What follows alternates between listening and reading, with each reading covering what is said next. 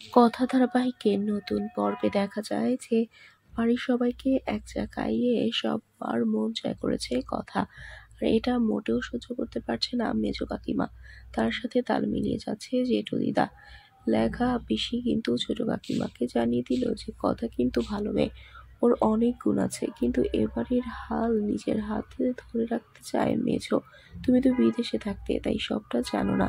আমি এবারের মেয়ে হয়েও মেজোর নির্যাতনের শিকার। আমার প্রিয়া ও প্রত্যয়কে অপমান করা হয়।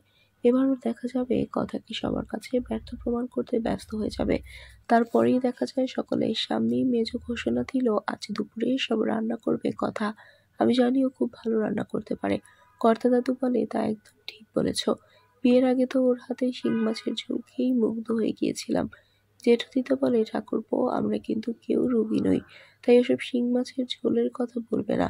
এমন সময় মেজো কাকিমা বলে আজ কথা পোলাও আর কষা মাংস রান্না করবে। চমকে ওঠে কথা, সে তার কাজে চলে যায়।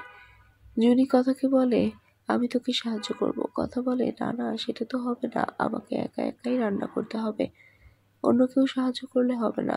তুই তো ভালো রান্না করতে পারিস, তাই আমাকে সবটা বল, আমি লিখে নিচ্ছি। তখন জুনি বলে তাহলে এভির মুখ থেকে তথ্য নে, ওর রান্না কিন্তু চমৎকার।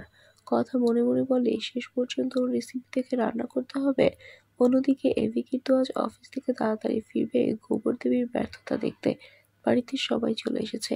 এসেছে এভির বাবার বন্ধু এবং তার স্ত্রী।